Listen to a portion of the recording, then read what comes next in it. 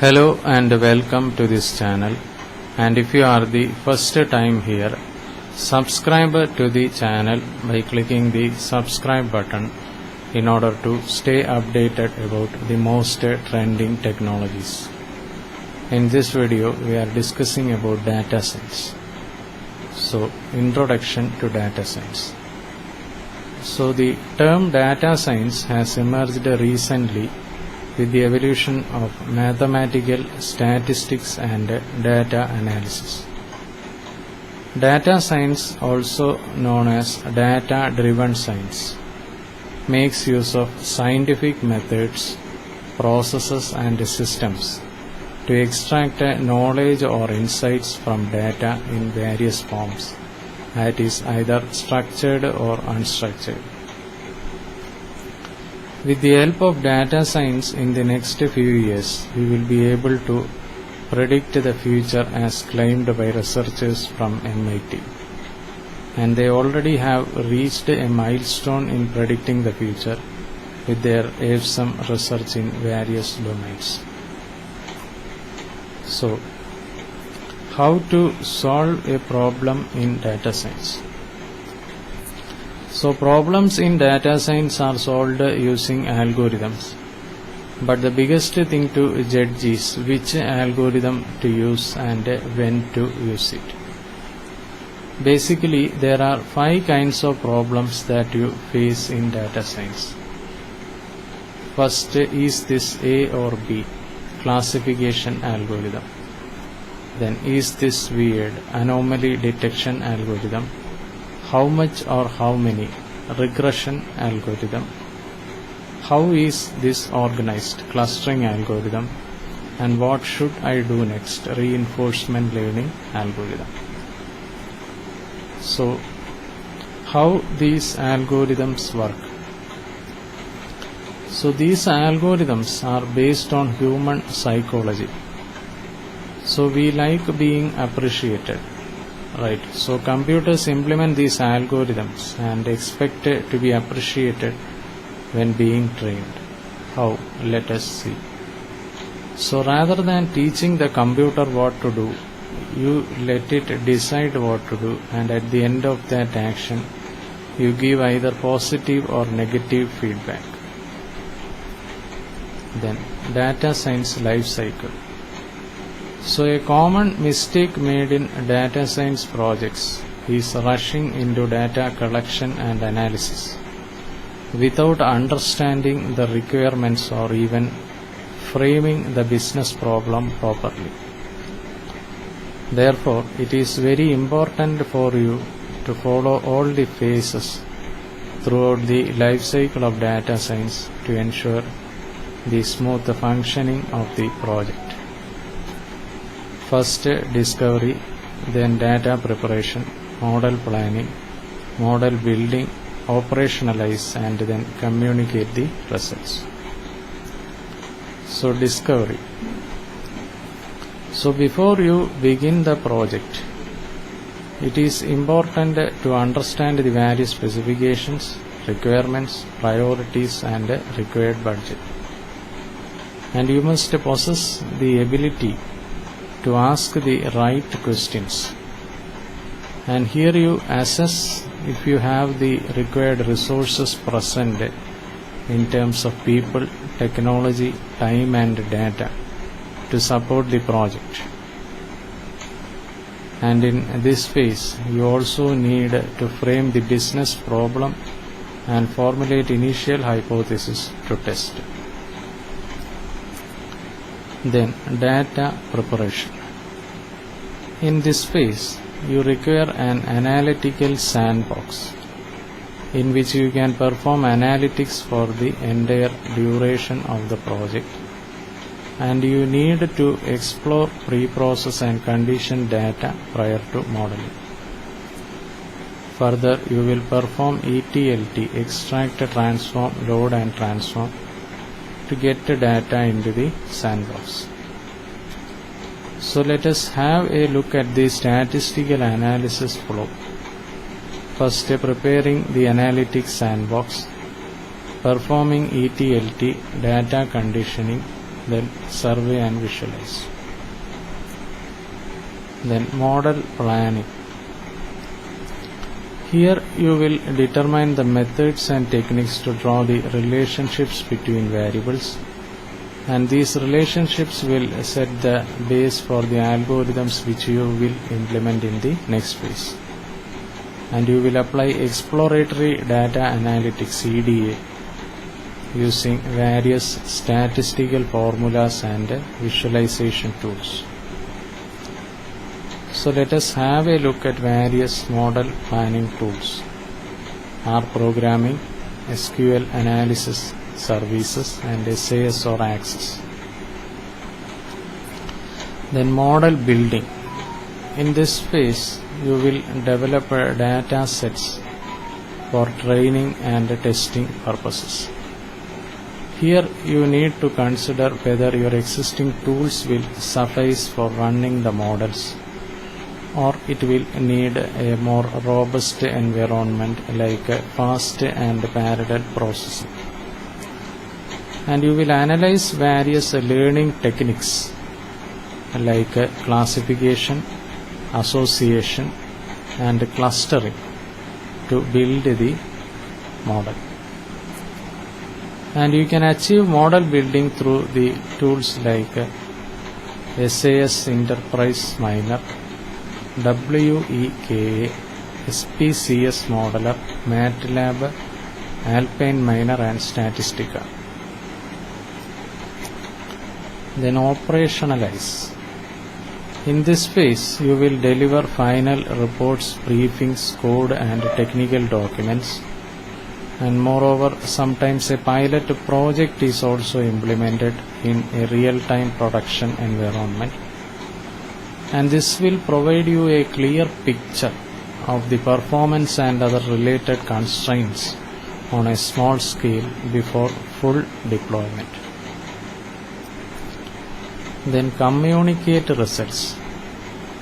Now, it is important to evaluate if you have been able to achieve the goal that you had planned in the first phase. So in the last phase, you identify all the key findings, communicate to the stakeholders, and determine if the results of the projects are a success or a failure based on the criteria developed in phase 1. Then introduction to machine learning.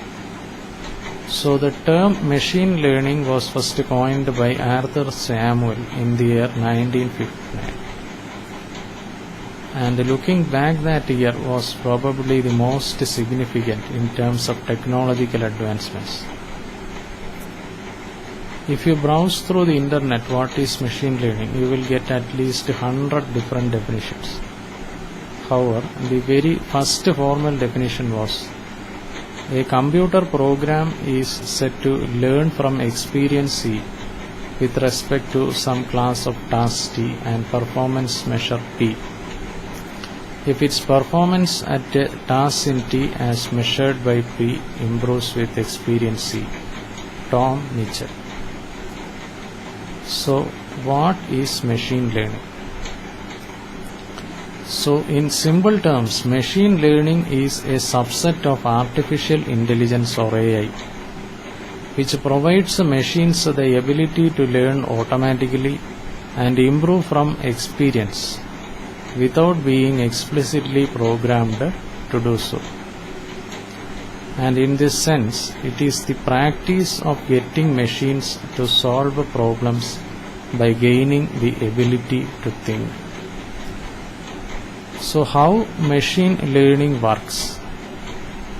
So it enables the computers or the machines to make data-driven decisions rather than being explicitly programmed for carrying out a certain task. And these programs or algorithms are designed in such a way that they learn and improve over time when exposed to new data.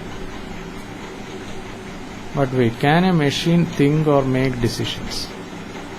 Well, if you feed the machine a good amount of data, it will learn how to interpret, process, and analyze this data by using machine learning algorithms. And a machine can learn to solve a problem by following any of the three approaches. So the types of machine learning: first supervised learning, then unsupervised learning, and then reinforcement learning. So supervised learning. Supervised learning is a technique in which we teach or train the machine using data that is well labeled. And to understand the supervised learning, let us consider an analogy. So as kids, we all needed guidance to solve math problems, and our teachers helped us understand what addition is and how it is done. So similarly, you can think of supervised learning as a type of machine learning that involves a guide. And the labeled dataset is the teacher that will train you to understand patterns in the data. And here the labeled dataset is the training dataset. So types of supervised learning are regression and classification. In regression we have linear regression and logistic regression. And in classification we have support vector machine, decision tree, etc. Then unsupervised learning. So unsupervised learning involves training by using unlabeled data and allowing the model to act on that information without guidance.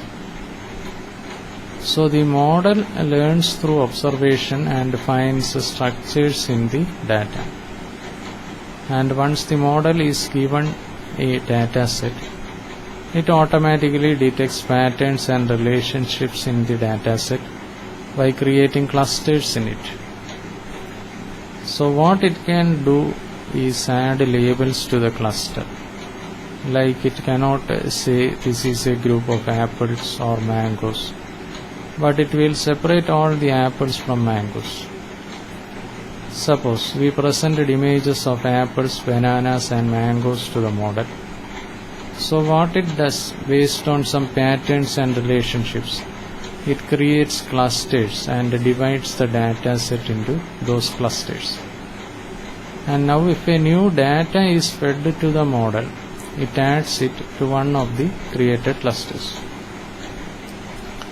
Then types of unsupervised learning. We have clustering and association.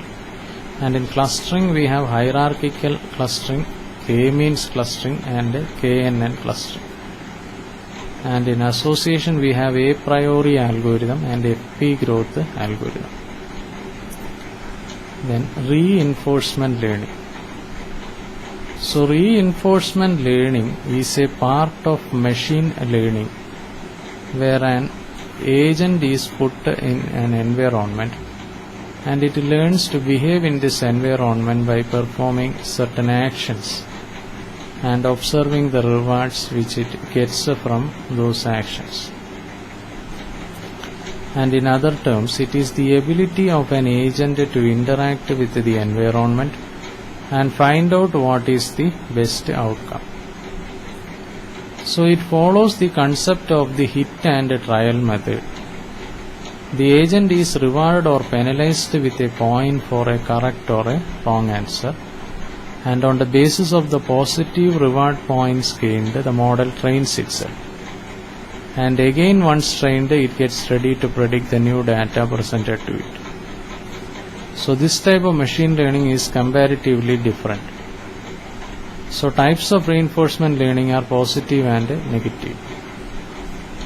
Then languages to work with the data science. So a programming language is an arrangement of a set of instructions written in a way to generate various kinds of output. And these are used in computer programs that help in implementing various algorithms and have a wide range of applications. So talking about data science, we have several programming languages that provide a comprehensive set of libraries for performing various data science functions. And a data scientist must have command over at least one language in order to optimize the process.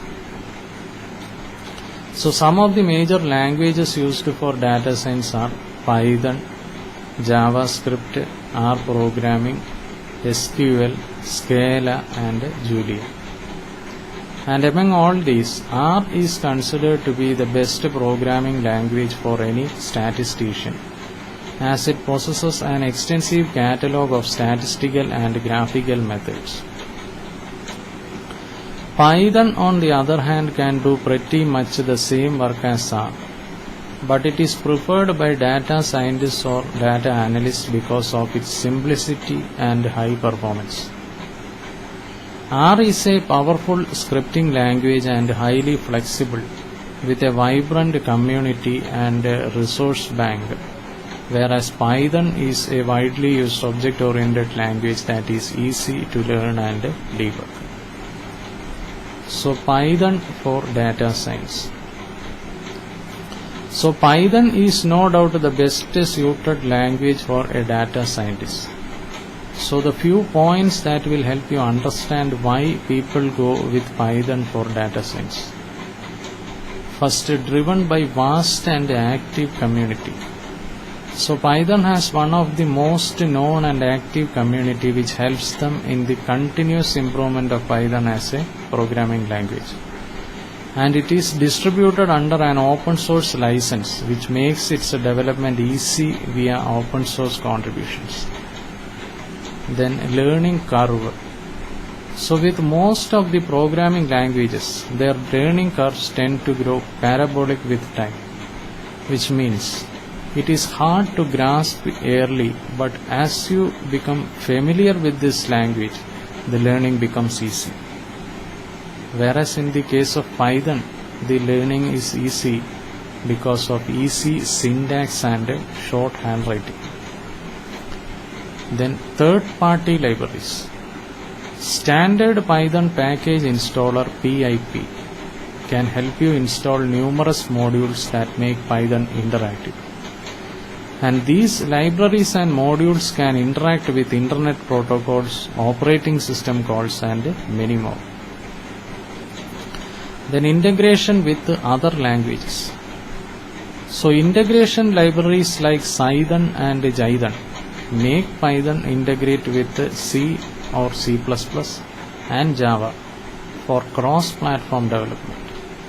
And this makes Python even more powerful, since we all know every language has its own purpose. So using these libraries, you can enjoy the powerful features of each language. Then R programming for data science. So R is basically an open source programming and statistical language. It is a multi-purpose programming language popularly used in the field of data science. Data manipulation. So with R, you can easily shape the dataset into a format that could be easily accessed and analyzed by slicing large multivariate datasets. And R has built-in functions for data analysis. So in R, we can use the summary built-in function to analyze summary statistics. Whereas in Python, you need to import packages such as stats models to do this. Then 8,000 plus packages. So R has over 8,000 packages that can be used to implement various statistical analysis tools related to hypothesis testing, model fitting, clustering techniques and machine learning. Then data visualization. So provides a comprehensive set of functionalities for data visualization that helps in understanding a data set and the relationship between various variables. Then massive community support. So R is the most sought after technology because of its ingenuity and community support. Over 2.5 million users are using R, and companies such as TechCrunch, Google, Facebook, Mozilla, etc. make use of R. Then data science tools. So the main feature of data science tools is that you don't have to use programming languages in order to implement data science functions. and they come with predefined functions, algorithms, and a very user-friendly GUI. So hence they can be used to build convoluted machine learning models without the use of a programming language. So several startups and tech giants have been working on developing such user-friendly data science tools. However, since data science is a very vast process, it is often never enough to use one tool for the entire workflow. So let us take a look at data science tools used for the different stages in a data science process. So we have data storage, exploratory data analysis, then data modeling, and then data visualization. So data science tools for data storage. First, Apache Hadoop. So Apache Hadoop is a free open source framework that can manage and store tons and tons of data, and it provides distributed computing of massive data sets over a cluster of thousands of computers, and it is used for high-level computations and data processing. Then Azure HD Insight. So Azure HD Insight is a cloud platform provided by Microsoft for the purpose of data storage, processing, and analytics. And enterprises such as Adobe, Jet, and Millman use Azure HD Insights to process and manage massive amounts of data. Then data science tools for exploratory data analysis. Informatica Power Center. So the buzz around Informatica is explained by the fact their revenue has rounded off to around 1.05 billion. So Informatica has many products focused on data integration. However, Informatica Power Center stands out due to its data integration capabilities. Then RapidMiner. So there is no surprise that RapidMiner is one of the most popular tools for implementing data science. RapidMiner is ranked at number 1 in the Gartner Magic Quadrant for Data Science Platforms 2017 and in the Forrester Wave for predictive analysis and machine learning. Then data science tools for data modeling. H2O.ai. So H2O.ai is the company behind open source machine learning products like H2O, aimed to make machine learning easier for all.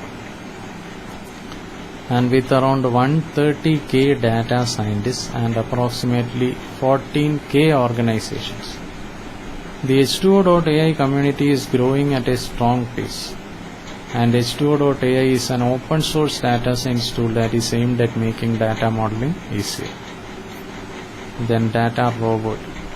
So Data Robot is an AI-driven automation platform that aids in developing accurate predictive models. And Data Robot makes it easy to implement a wide range of machine learning algorithms, including clustering, classification, and regression models. Then data science tools for data visualization. Tableau. So Tableau is the most popular data visualization tool used in the market, and it allows you to break down raw unformatted data into a processable and understandable format. Visualizations created by Tableau can easily help you understand the dependencies between the predictor variables. ClickView. So ClickView is another data visualization tool that is used by more than 24,000 organizations worldwide, and it is one of the most effective visualization platforms for visually analyzing data to derive useful business insights. Then data science frameworks. So now we introduce you the best frameworks present in data science world and help in solving various data science day-to-day problems. So the best frameworks are TensorFlow, PyTorch, Scikit-learn, Spark and MLlib. So TensorFlow. TensorFlow is a library based on Python that provides different types of functionality for implementing deep learning models. So the term TensorFlow is made up of two terms, tensor and flow. And in TensorFlow, the term tensor refers to the representation of data as a multi-dimensional array, whereas the term flow refers to the series of operations that one performs on tensors, as shown in the image. So basically, the overall process of writing a TensorFlow program involves two steps: building a computational graph and then running a computational graph. Then scikit-learn. So scikit-learn is a library used to perform machine learning in Python. Scikit-learn is an open source library that is licensed under BSD and is reusable in various contexts, encouraging academic and commercial use. And it provides a range of supervised and unsupervised learning algorithms in Python. And it consists of popular algorithms and libraries. And apart from that, it also contains the packages like first NumPy. So NumPy is a Python package that stands for Numerical Python, and it is the core library for scientific computing, which contains a powerful n-dimensional array object. Then matplotlib. So matplotlib.pyplot is a plotting library used for 2D graphics in Python programming language, and it can be used in Python scripts, shell and web application servers. Then SciPy. So SciPy is an open source Python library used to solve scientific and mathematical problems, and it is built on the NumPy extension and helps in data manipulation and visualization. Then PyTorch. So PyTorch is a Python based scientific computing package targeted at two sets of audiences. First, a replacement for NumPy to make use of the power of GPUs. Then deep learning research platform that provides maximum flexibility and speed. Then features. Native support. So native support for Python and use of its libraries. Then used in Facebook, actively used in the development of Facebook for all of its deep learning requirements in the platform. Then easy to use API.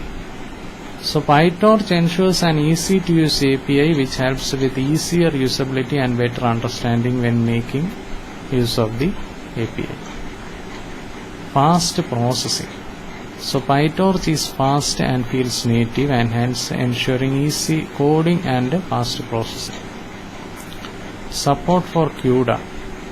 So the support for CUDA ensures that the code can run on the GPU, thereby decreasing the time needed to run the code and increasing the overall performance of the system. Then dynamic computation graphs. So dynamic computation graphs are a major highlight here, as they ensure the graph build up dynamically, and at every point of code execution the graph is built along and can be manipulated at a runtime. Now Spark MLlib.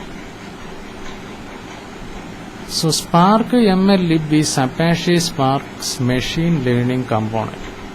So one of the major attractions of Spark is the ability to scale computation massively, and that is exactly what you need for machine learning algorithms. But the limitation is that machine learning algorithms cannot be effectively parallelized, and each algorithm has its own challenges for parallelization, whether it is task parallelism or data parallelism. So Spark.mllib contains the original API built on top of RDTs, and it also provides higher level API built on top of data frames for constructing ML pipelines. So Spark.ml is the primary machine learning API for Spark at the moment. Then Spark ML Lib tools. So ML algorithms form the core of ML Lib. Pipelines provide tools for constructing, evaluating and tuning ML pipelines. Utilities for linear algebra, statistics and data handling.